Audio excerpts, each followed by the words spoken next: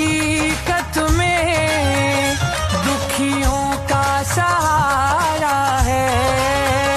तेरा दर तो हकीकत में दुखियों का सहारा है।